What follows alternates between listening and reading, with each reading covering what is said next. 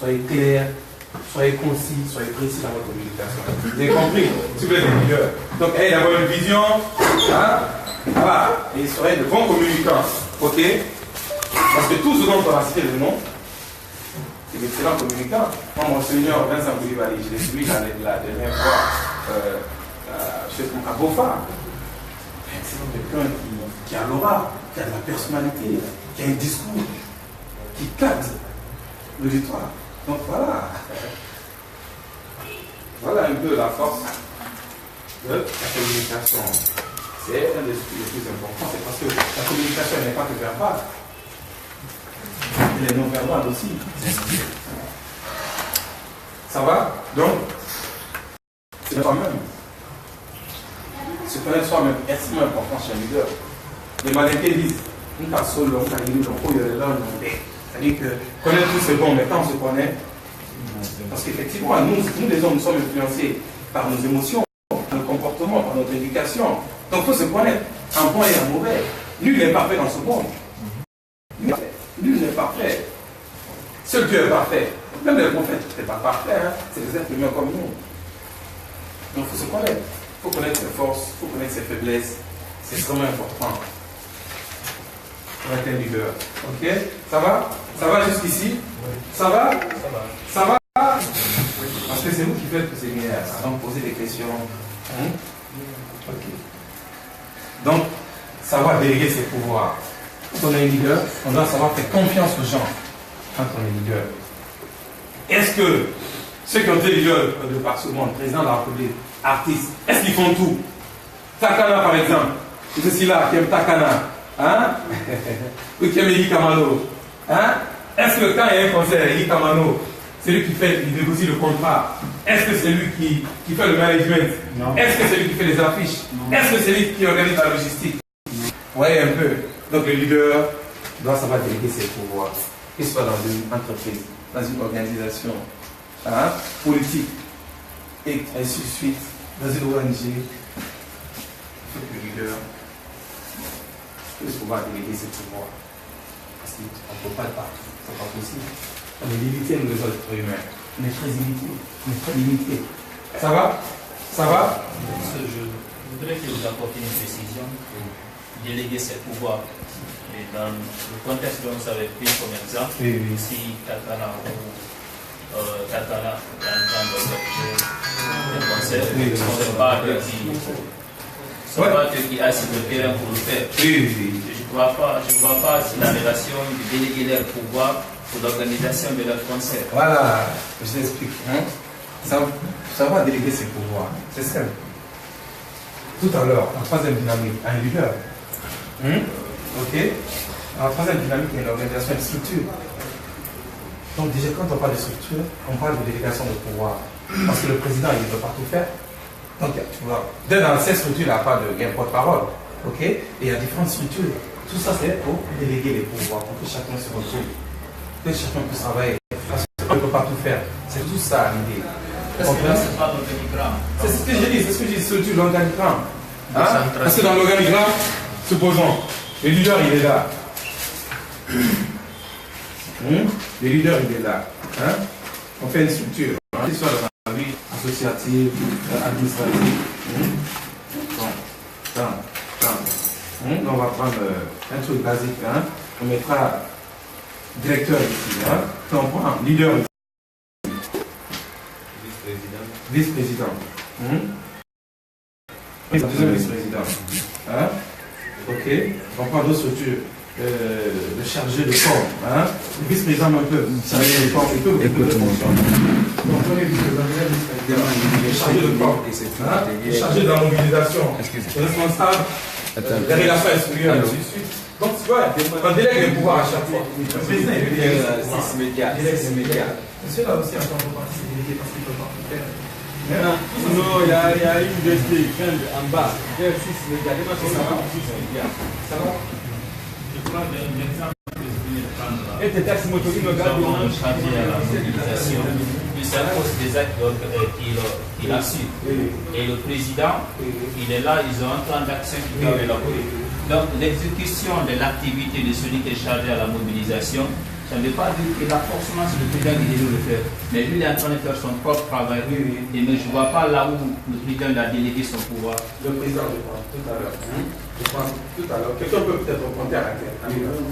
Bon, si j'ai bien compris. La question est pertinente. Oui. Déléguer ses pouvoirs, je pense que le schéma qu'il a eu à faire. Le président d'une structure peut, s'il est dessus, essayer de plus l'organisation.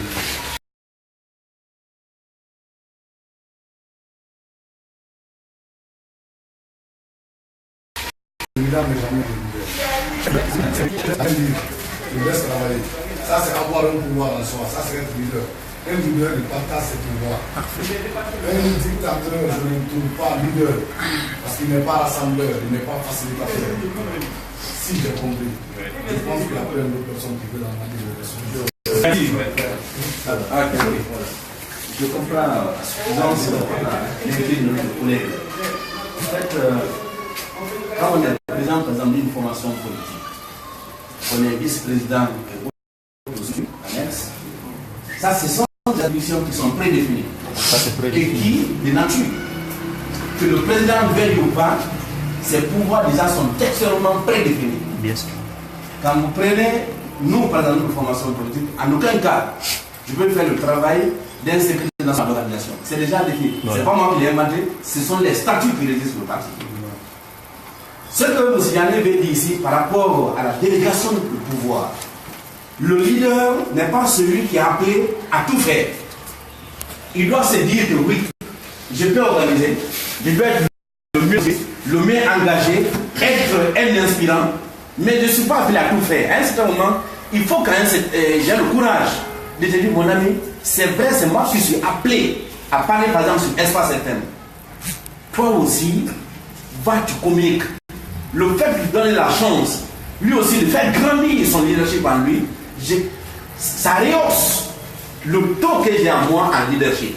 Donc le fait de donner la faculté, de donner la chance aux autres, de faire ce que je peux faire, c'est ce qu'on veut parler ici, des délégations de pouvoir. Mais, ça va, c'est ça. C'est ça. Allez-y, vous. Voilà, déléguer le pouvoir, c'est genre.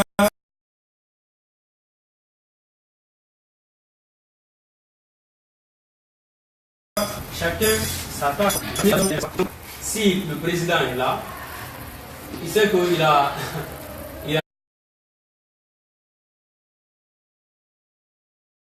il a des ministres. Les ministres, le ministre de l'environnement, le ministre de temps. Il ne peut pas faire tout. Donc il faut déléguer ces ministres-là pour sortir sur le terrain, pour voir comment ces choses-là se passent. Donc c'est un peu ça. Effectivement, allez-y. Voilà, moi je voulais juste. C'est parti. Chacun donne son point de vue. Voilà, je voulais juste donner un exemple à monsieur et je vais d'abord sortir du cadre. En fait, prenons un exemple juste dans une famille.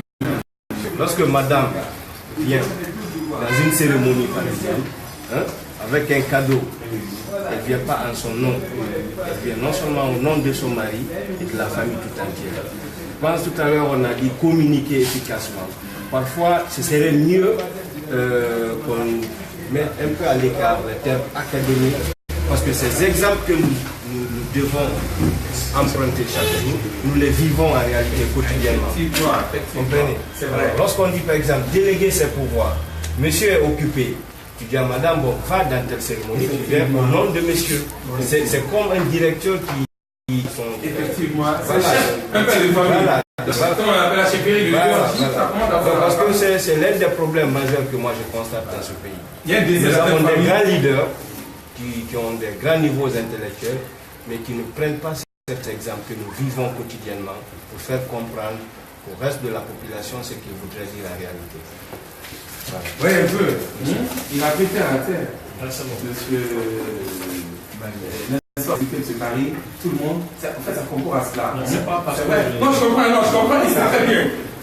C'est pertinent. Parce qu'effectivement, quand on parle de comme l'autre a dit, c'est les thèmes académiques, l'organisation. C'est différent, mais bon, il faut transposer les choses dans les contextes. C'est vrai, quand je prends dans une famille, il y a un décès, il y a un baptême, je ne peux pas partir. Mais madame va, je délègue une partie de mon pouvoir à madame. Le cadeau généralement, si elle n'a pas les moyens, moi je paye. Donc va, tu représentes, tu parles au nom de la famille. Donc c'est une délégation de pouvoir. Ou je peux envoyer mon premier garçon pour représenter la femme ou un frère. Donc voilà un peu ce que. Voilà un peu. Donc il a bien fait de poser cette question pour qu'on fasse la différence. Le schéma, parce qu'effectivement, M. Nelson a bien expliqué, qu'il soit dans une organisation, il y a des structures qui sont déjà définies. Le plan d'action, ok, l'organigramme, le profilage est déjà fait. Ok? Donc, en tant que président, j'ai mes limites. Ok? L'organisation, les différents chefs aussi ont leurs limites d'un plan d'action. Mais on peut déléguer les pouvoirs. C'est comme la gestion d'un gouvernement, c'est la même chose. Le président de la République, il délègue une partie de ses pouvoirs à n'importe qui. Il veut. C'est pas vrai? Vous rencontrez combien de ministres à la présidence? Mais le président il délègue une partie de ses pouvoirs, ces choses-là. Regardez souvent en Guinée. Tellement, c'est pas confus, mais on est un régime présidentialiste. Non, le président est très fort. On a l'impression que le Premier ministre, il n'existe que de nom dans la pratique. Vous voyez un peu, on voit plus Kassouri que chose que le Premier ministre. On a l'impression qu'il est le Premier ministre juste des ministres. Vous voyez un peu. Donc tout ça, c'est parce qu'il y a une délégation du pouvoir. Le chef délègue son pouvoir à qui il veut dans les attributions. Ok, ça va? Ça va? Donc, tous ces éléments peuvent vous rendre un leader efficace. Ok? Une vision. Communiquer efficacement. L'exemple, c'est ça. Regarde, une famille. Dans une famille, on va aller sur une famille dans une famille. Il y a des familles stables. C'est parce que les gens ont les mêmes objectifs. Ok? C'est vrai. Dans une organisation, on est toujours différents. Même les jumeaux qui naissent ensemble au même moment sont différents. Ok? Chacun de nous sommes différents.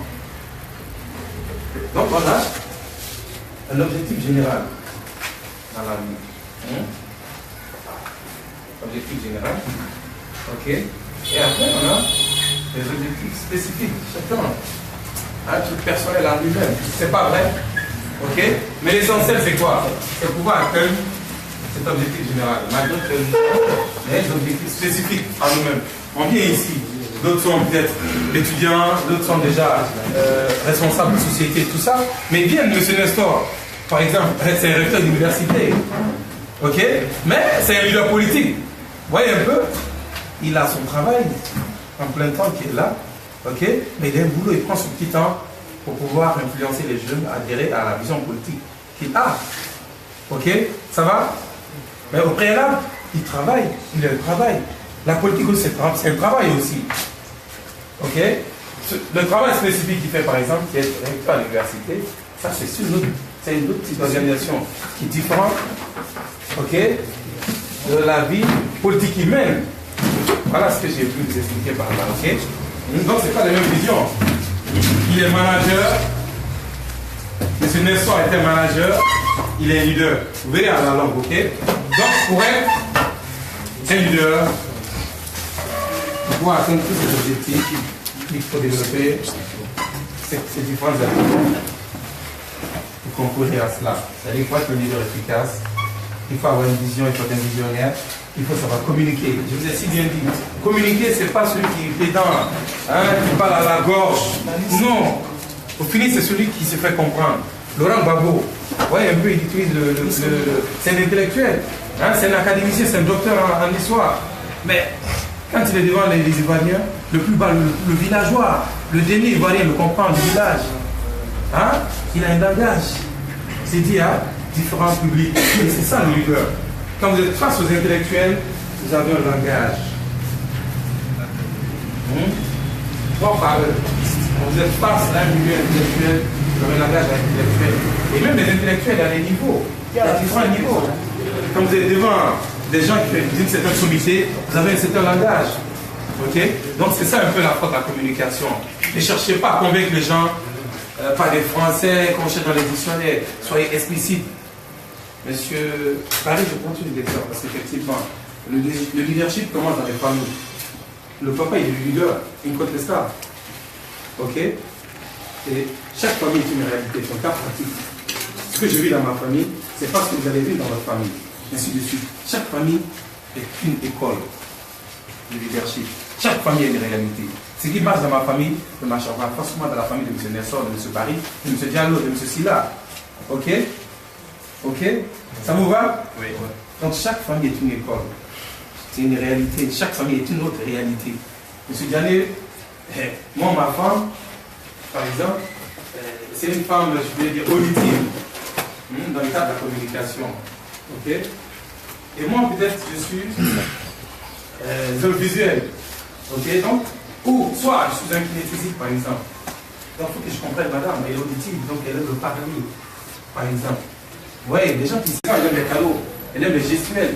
Ok? Si votre femme est kinesthésique, c'est que les deux visuels et auditifs sont ensemble. Donc, elle est romantique. Elle aime le caresse, elle aime le toucher. Donc voilà, ces outils qui sont très importants, même en communication. C'est des éléments indispensables à la communication. Ça va? Ça vous va? Oui. Ça va? Allez-y. Je voudrais qu'on revienne sur le premier point, être visionnaire. Parce qu'on est amené ici à être un leader efficace. C'est quoi, dans quel domaine? C'est vrai que chacun de nous ait une vision dans tel domaine où vous pouvez être leader. Est-ce que vous pouvez orienter les gens un peu pour avoir une vision? Ben écoute. Ouais, M. Nelson va nous aider pour ça. Étant un leader politique. Hein? Ainsi de suite. Bon, chacun va reprendre. Votre ONG, quelle est votre vision dans l'ONG? La vision de votre ONG? Moi, je suis membre de la Trans Dynamique. La vision de la TD, c'est de rassembler la jeunesse guinéenne. Donc, rassemblement de la jeunesse. Hein? Ok, allez. Rassemblement de la jeunesse guinéenne, autour d'un objectif, autour d'un but. Donc, En ce sens, qu'il doit pouvoir projeter tout ce qu'on doit mettre en place pour éviter d'éventuelles dérives. Il va dire oui, pour éviter que, bien entendu, qu'un de mes membres soit victime des abus de pouvoir, je vais essayer déjà de prendre contact avec le commandant qui est là pour qu'il nous encadre. Je vais essayer déjà de voir par rapport aux leaders qui sont là. Vous qui êtes avec lui, vous ne pouvez pas voir tout ça. C'est parce que je vous ai dit de descendre dans la rue. Vous, ce qui vous intéresse, c'est de le suivre. Le visionnaire, en tant que leader, le leader en tant que visionnaire, il doit essayer d'être au devant de ceux qui le suivent. Parce que dans le leadership, il y a les suiveurs, il y a le suivi. Le suivi, c'est le leader. Ceux qui le suivent sont des suiveurs. Si vous avez la même façon d'observer, d'analyser les choses, tu cesses d'être leader automatiquement. Donc le leader essaie de voir ce que les autres ne faut pas voir. C'est l'un des caractères. D'où la nécessité, au-delà même des éléments que M. Yanné a eu à lister, ce sont des éléments qui ne sont pas exhaustifs. Il y a d'autres éléments. Un leader, par exemple, doit savoir écouter. C'est l'un des caractères essentiels d'un leader. Si tu es un leader qui convient, à mon avis, j'ai pas le temps, j'ai pas le temps. Attention. Le leader, en résumé, doit être assertif. Quand on vient, Monsieur Yallo vient te parler, tu l'écoutes. Entends-le. Monsieur Bali vient, tu l'écoutes. Monsieur Kamano vient, tu l'écoutes. Toi, ta force, c'est quoi? C'est analyser par rapport à tout ce que Taï a dit. Tu prends ce qui est bon, sans pour autant rejeter d'autres personnes. Moi, ça vous dit qu'il y a quelqu'un qui m'a beaucoup influencé dans ma vie, c'est Georges Gandhi Fragé Toukar. Quand j'étais dans l'Igérie avec lui, on avait tout. Comme vous connaissez dans le commun, il y avait les voleurs, les menteurs, un peu partout. Il dit, mais Nestor, tu ne peux pas les chercher. Tu as besoin de ces voleurs. Qu'ils viennent t'écouter, tu les écoutes. Lorsque tu seras au pouvoir, désormais tu sauras qu'est-ce qu'il faut mettre en place pour éviter de voler. Il y a des corrompus, les gens t'amènent des faux projets. On peut pas imaginer. J'ai un groupe d'artistes comme ça, c'est 10 millions, on va faire ça, on va faire, disons, une musique pour vous. Il dit, écoute-les. Toi, ton rôle en tant que leader, c'est de savoir qu'est-ce qu'il y a en relation avec ta vision. Ça m'a influencé et à un certain moment, je criais. Il dit, quittez, c'est sauté. Il dit, non, le leader ne crie pas. Écoute, essaie de montrer ton langage pour que la personne qui vient vers toi t'écoute aussi. C'est là important. Donc, ça veut dire qu'il y a tellement de critères qui restent, mais les critères essentiels, c'est ce qu'il y a à énumérer. Donc, quand on est leader, dans la famille, il faut déjà projeter. Pour une première fois, tu dis à papa, écoutez, nos soeurs, je pense, ont atteint un certain âge où il faut vraiment essayer de poser des actes pour elles, pour éviter tout problème. Moi, je propose maintenant là que je prenne des responsabilités. Désormais, comme moi-même j'ai fait l'université, j'ai terminé, pour les empêcher de sortir nuitamment, de telle heure à telle heure, je les prends en révision. Ça, c'est pour. Ça ne doit pas les normal, je ne les dis pas aujourd'hui, je vais en boire de nuit. Tu as projeté des choses. Au moment où il y a un anniversaire, tu sais déjà que oui, tel mois, il y a sa meilleure amie qui doit faire son anniversaire. Toi, tu prévois. Le même jour, de telle heure à telle heure, nous allons aller rencontrer notre grand-mère au village. Ça, c'est pour éviter tes soeurs de faire des choses que toi tu n'apprécies pas. Donc tu deviens visionnaire. Donc en un mot, même si tu es le Benjamin de la famille, il y a certaines décisions qui ne peuvent pas être prises si tu n'es pas présent. Tout le monde peut être ici. Mais le fait que toi, tu ne peux pas y tellement confiance en toi, même tes soeurs, désormais, Diallo n'est pas encore venu, attendons qu'il vienne. Le frère, souvent, il est fâché, mais malheureusement, il n'est pas leader. C'est toi qui es le Benjamin de la famille qui est leader. Effectivement. C'est un peu ça. Un bel exemple. Il y a des familles, le leader, souvent c'est le Benjamin. Ou bien, il y a des familles de leaders, souvent c'est le premier garçon. Hein? Ainsi de suite. Donc, c'est vous dire que tout le monde n'est pas leader. Tout le monde n'est pas leader. Ça se sent même dans les familles. Faut voir. Lui, il ne peut pas passer. Lui, il a des attitudes de leader. Généralement, pour beaucoup de choses de la famille, le papa passe par celui-ci. Ok? Ça va? Je voulais juste rajouter un exemple de vision d'un leadership. Lui, il a cité tout à l'heure Kémy Séba, je pense. Chez nous, ici, le feu Ahmed Sékou Touré, par exemple. En France, il avait défendu la monnaie nationale que nous avions en ce temps, qui était le Sili. Et aujourd'hui, nous constatons que la vision qu'Ahmed Sékou Touré avait eue, et que ses collègues n'avaient pas compris en ce temps, aujourd'hui, c'est cela qui est sur l'actualité. Parce qu'on ne peut pas parler d'indépendance. En ce temps, certains de ses suiveurs pouvaient ne pas comprendre pourquoi ils défendaient la monnaie que nous avions, et puis voilà. Ok, merci alors. Hein. Donc c'est ça en fait une vision. Hein. Anticiper en fait. C'est l'anticipation. Quel est l'objectif? Tout ça, hein. Voilà, c'est pas l'exercice que je vais donner, je le donner à la longue. Hein. Donc le succès, tout ça concourt. Hein. Donc les leaders, les qualités maintenant le leader efficace. On va développer tout à l'heure. Hein.